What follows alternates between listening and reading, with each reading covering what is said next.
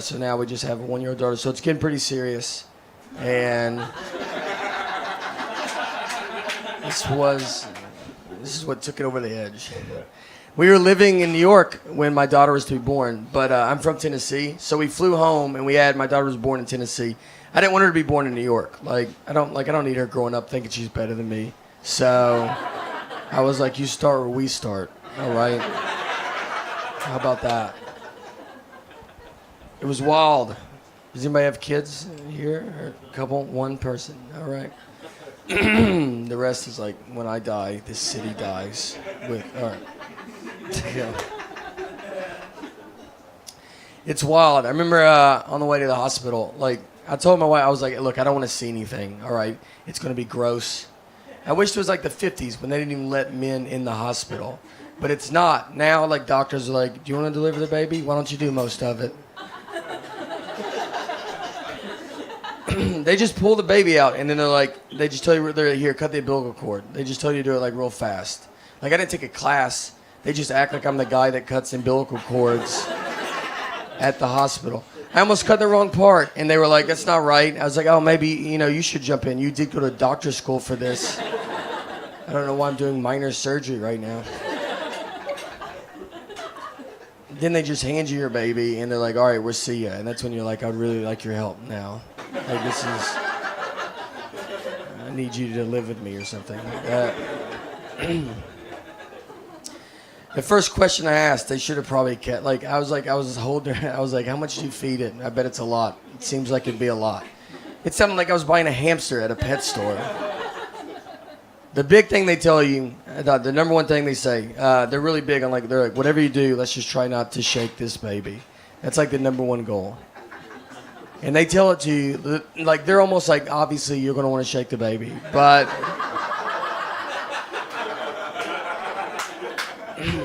it would be so awesome if you just did not shake this baby. That would be the best. And then they showed me a video of a guy that's here's what I do instead of shaking my baby.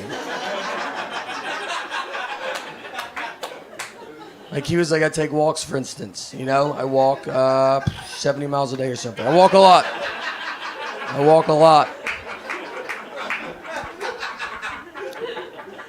Then I signed a certificate I was in kindergarten that said, all right, I promise, I swear to God, I won't shake the baby. Quit asking me about this. I've never heard the word shake so much in my entire life. That's all we talked about. And the first night we got her home, she was you're delirious, you're just confused and tired, and she was crying for 6 hours, and I was sitting there, I was wait, are we supposed to shake this baby? Is this when we do it? This seems like when you would do it. But we didn't shake her, so it's cool. We have rocked her aggressively, but she had to go, went to the doctor to get, when she was 9 months old, you have to do a 9-month-old checkup. So we go to the doctor, and she has to get a shot. And it's the worst, when babies get shots, because they don't know what's going on. She's just looking at us being this day's going unbelievable. I don't see what could go wrong, What could go wrong? Why would anything go wrong? And then you're looking at her it's about to all go wrong. You don't even sort of understand how wrong it's going to be. So she gets the shot, so we go to grab her, because we're going to hold her and console her. But she doesn't cry. She's just fine with the shot. And, we're just sitting there, the doctor's surprised. My wife's maybe this is a sign that she's going to be, a powerful woman, a strong girl. And I was maybe. We should also see if she's going to be a psycho. Who doesn't cry when they get a shot? Maybe that's what we should look into. That doesn't make you nervous? I would cry if you gave me a shot. She's already fine with pain at 9 months old. In 20 years, I'm either going to be telling her, look, we love you so much, and we're happy that you've accomplished everything. Or I will be on the news going, we love you, but you need to turn yourself in right now. Just do the right thing.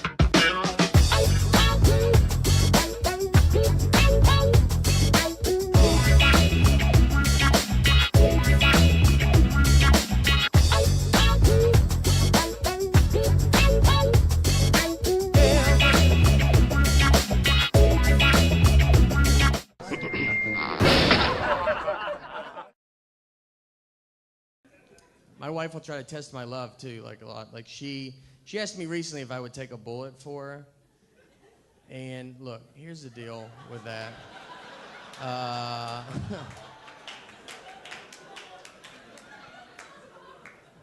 For starters, she runs with a pretty rough crowd, so it's probably going to happen.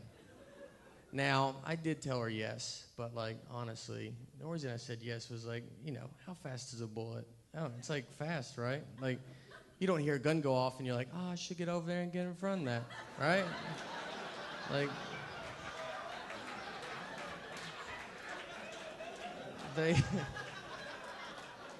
all I gotta do is like, she'll get shot, then I'll just dive like right after she gets shot.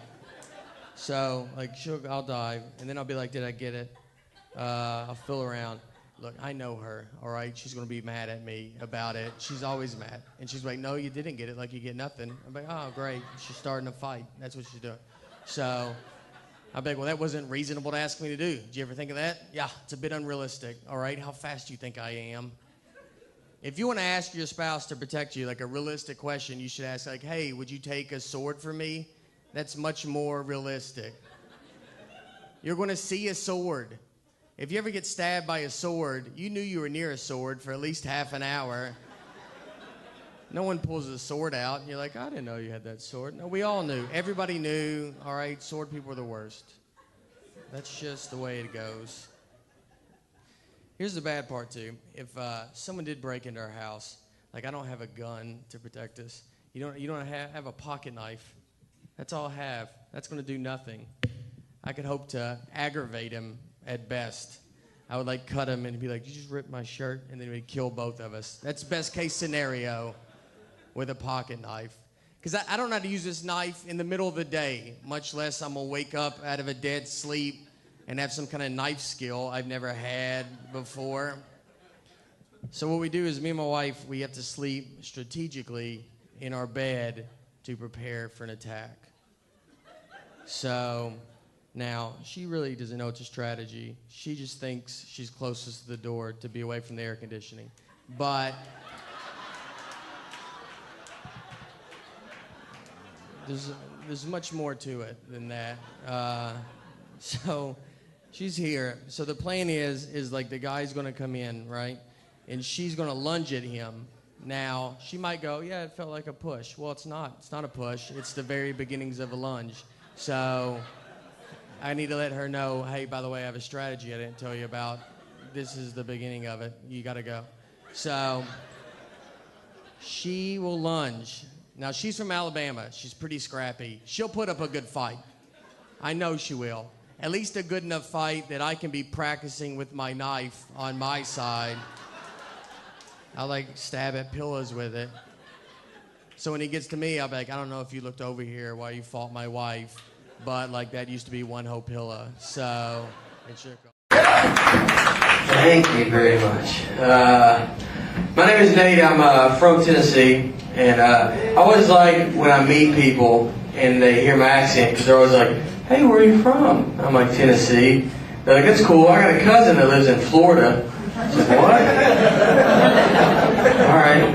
Are we just naming states? Is that what's going on right now? Is his name Kevin? Because it's not Kevin. I don't know who it is. I'm not going to lie to you. I got to go. So good talk, though. Nice hang. My last name is Bargatze, too. I'm Italian.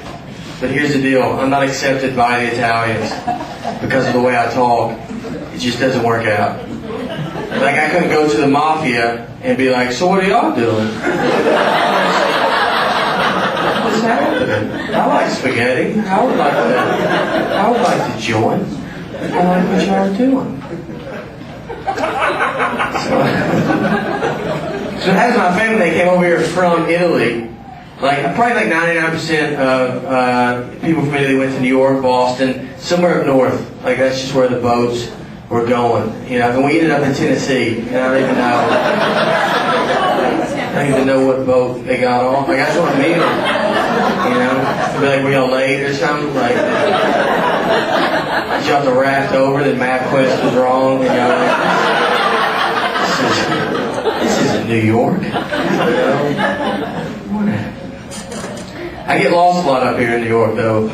It's hard. Like when you get lost in New York, you have to get directions from a New Yorker. They still use the compass system to tell you how to get around. Like the other day, I asked the guy, I was like, how do you get to 35th Street? He's like, well, you're going to go north about 4 blocks. I was like, yeah, here's the deal. I left my compass. I didn't mean to, but I left it back in 4th grade. I didn't know we were supposed to, like, I thought it was like a one-day thing. I didn't know we were going to have to hang on to that. I was like, when I held my compass, I was like, well, I'll just use my fingers to point. That seems a little easier, don't it? Then you don't have to, you're just like, go that way. That would be the fastest way. Then when you go out and find the sun or something, you're looking where the shade is to figure out which way you're going. I live in Queens, too, now, and like, there was a guy that got lost in Queens, and like, you know, Manhattan's very crowded. Queens is very crowded. There's a lot of people everywhere. There was this guy in Queens. He was from Peru, spoke little English. He stayed at 152nd Street, staying at his brother's house. Writes his brother's address down in his pocket.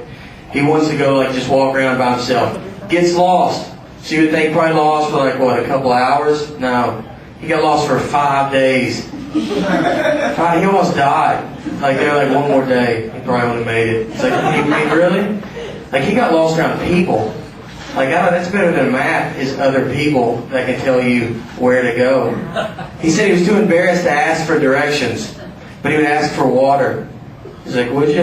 Like, now you just sound crazy. If someone came up to me and was like, hey, can I get some water? I was like, what are we, the Sahara Desert? No. Go to the store right there and buy some.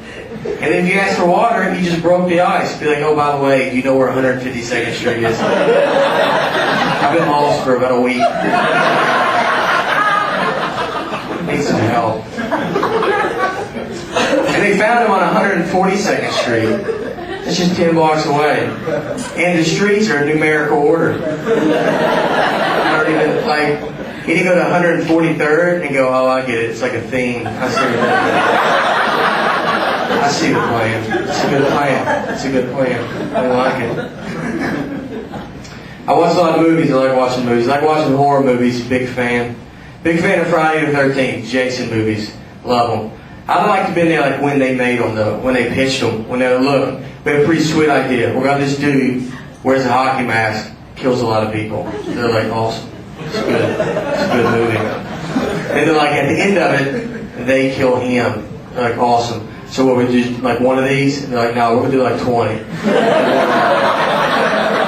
We're going to just keep going with them. Don't worry about it. People will come. We might even eventually make him fight another fictional character from another movie. I don't know. We're going to see what happens. We'll see where this takes us. We'll do a few where he's in the woods, and then we might do one where he's in New York. We're not going to explain how he got to New York. He's in New York, though. Done. No more questions. They never answered anything. Like, are we going to keep telling these people how he keeps coming back to life? No, not at all. Just get the next one out there. We got to get it out there. I want to get these people back in the seats to watch this. It's better to watch the movies now. When you watch, like, I saw Saw. You know, I'm going to watch Saw. And when you watch that, it's like you got to guess who the killer is. Like you watch the whole movie, you're guessing everybody in the movie. You're like, it's probably that guy. Then that guy gets shot, you're like, it's probably not him. And you move on. And you keep guessing. Then they get to the end of the movie, and they show you who the killer is, and you're like, you know what? I didn't even know he was in the movie. Never saw him once. I'd have probably guessed it if I had any idea that he was a part of this. I wish I'd have known. I watched a lot of documentaries too. I watched a couple years ago they had the Grizzly Man. I don't know if you saw that. The guy that lived with bears. Yeah, awful idea. And we know that because the bears ate him. Now we know that. That's what we know now. That's what we've learned about grizzly bears is they're not cool. They're not good people. I like that he went out there. He's like, I'm here to protect these bears.